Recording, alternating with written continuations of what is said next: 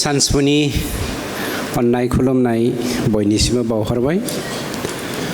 मानव गिदिर दिनैनि बे Ndfb रिभलुसनारि अर्गानाइजेशननि सोद्रोमाफोरनि रिहेबिलिटेशन पेकेज राननायनि बे हाबाफारियाव नुजाथिफैनो हानाय गाहाय आलासि मानव गिदिर बिटिआरनि चिफ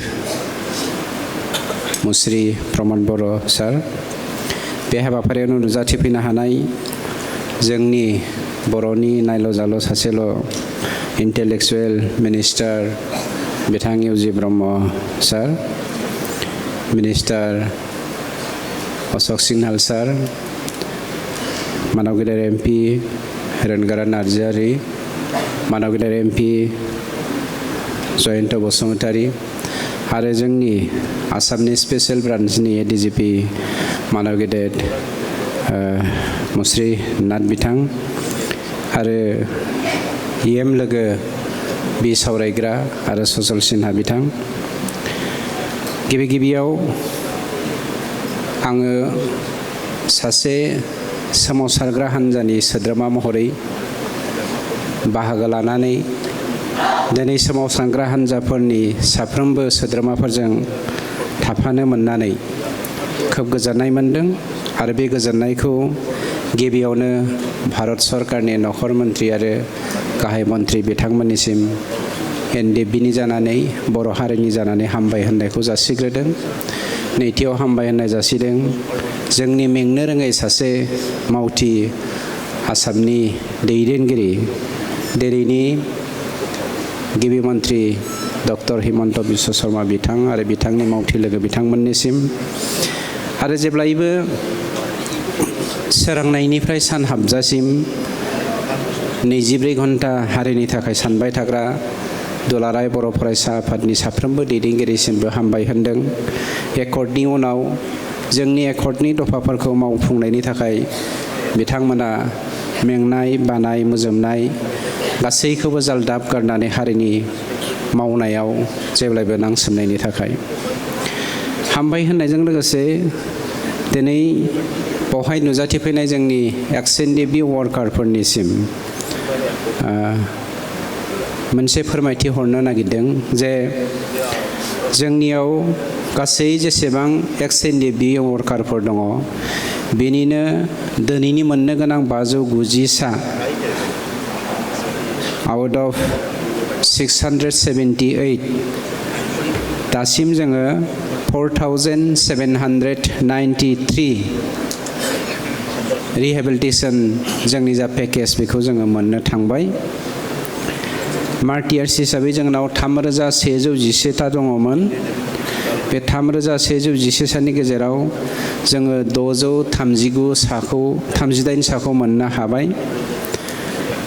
केसेसफ्रा जोंना उइथड्र जाबाय 263 न'स 432 सानि।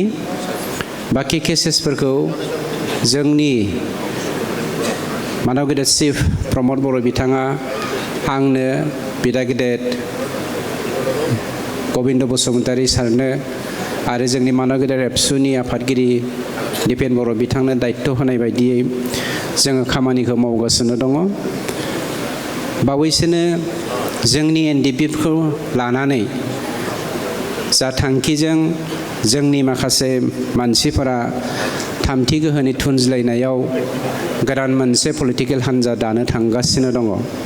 बे पलिटिकेल हान्जानि गुबै अबजेक्टिभआनो जादों बिथांमोननि बुंनाय बायदियै जे एनडिएफबिनि 64 सा जेलाव थानाय जोंनि जा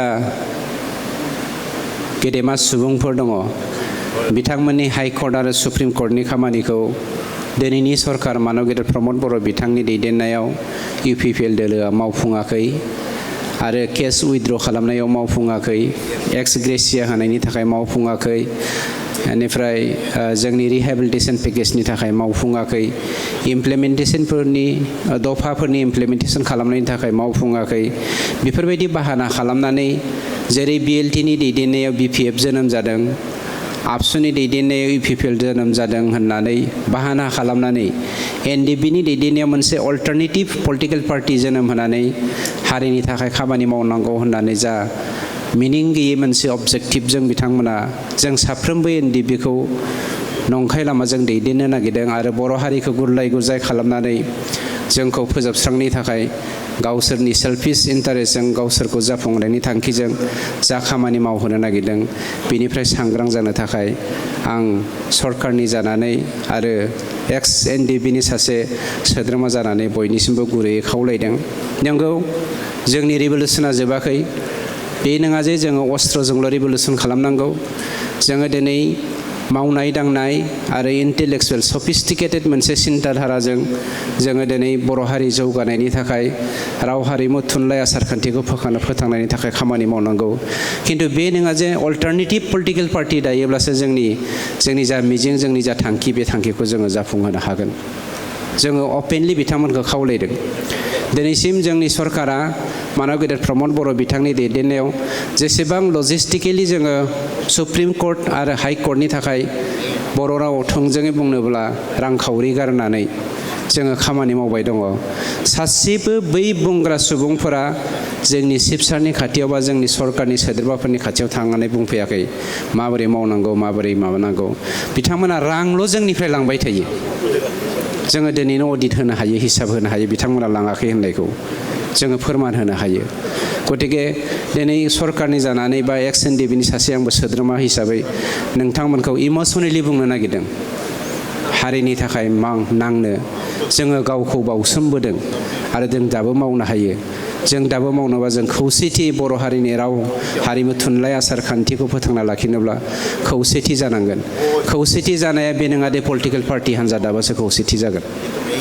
नंखायनो गुरैयै खावलायदों। सोरनिबा थुनज्लायनायाव सोरनिबा उनाव थानानै नारखोनायाव जोङो मालाबाबो गोरोन्थि मावनो नाङा। सोरबाया बेवहाय हयथ' बे मेसेजखौ हैनो थाखाय थियारि जानानै दङ। आं बै मेसेज हैग्रा मेसेन्जारफोरखौ बुंनो नागिरदों, हारिनि थाखाय गावखौ सावनि थान्दै हिसाबै मालाबाबो खामानि मावनो नाङा।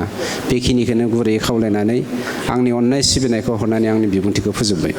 थाखो 5 आरो मेट्रिक आनजाद उथ्रिसार जागोन फरायसाफोरनि थाखाय गोजोनथाव रादाब। गोनांथि आरो मोजां खाबुफोरखौ लानानै गुन गोनां सोलोंथाइ होनो नोंथांमोनखौ नेनानै दङ बड'लेण्ड स्टार एकाडेमि क'क्राझारआ। 2024 इं मायथाइयाव क'क्राझार थिथागुरि समबाय मावख'नि साखाथियाव गोदानै गायसनजानाय बड'लेण्ड स्टार एकाडेमि क'क्राझाराव 2025-2026 सोलोंथाइ बोसोरनि गोदानै मुं थिसननाया सोलिगासिनो दङ। बड'लेण्ड स्टार एकाडेमियाव 6 थाखोनिफ्राय 9 थाखोसिमनि फरायसाफोरा बर' बिजोङाव आरो 11 थाखोनिफ्राय 12 थाखोसिमनि फरायसाफोरा बर' बिजों आरो इंराजि बिजोङाव मुं थिसननो हागोन। बेनि थाखाय आर'ज बिलाइ आरो फान्डुलिपि बिलाइगासिनो दङ। 11 थाखोनिफ्राय 12 थाखोसिमनि फरायसाफोरनि थाखाय आखा-फाखा आरो रोंगौथि गोनां फोरोंगिरिफोरखौ लानानै साइन्स, कमार्स एन्ड आर्टस मोनथाम स्ट्रिमनि सायाव फरायसाफोरखौ गुन गोनां सोलोंथाइ होनानै बायदि बिथिंजों सोरगिदिं जौगाखांनाय लाबोनो साखाफारा क'क्राझारनि थिथागुरियाव थानाय बड'लेण्ड स्टार एकाडेमिया।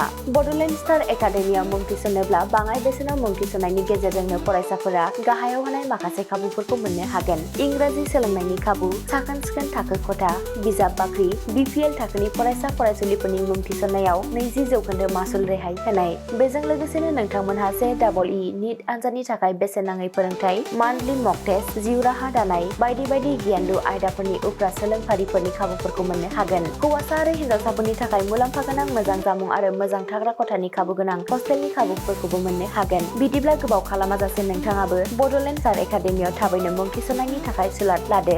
आबुङै मिथिनो थाखाय जानबुं अनजिमा 6000349997 एबा 7638008149 एबा 6003494371 आव फोनांजाब खालामदो।